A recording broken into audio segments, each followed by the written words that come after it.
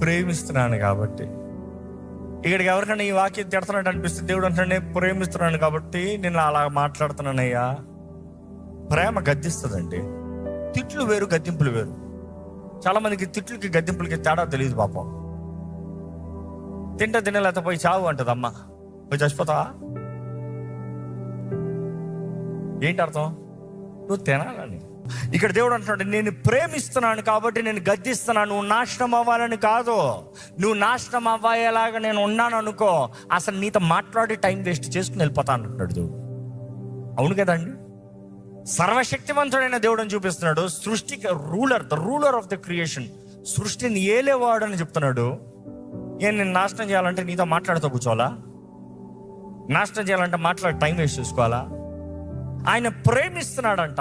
ప్రేమిస్తున్న వారిని గద్దిస్తున్నాడంట. గద్దింపు ఎవడన్నా విన్నాడా?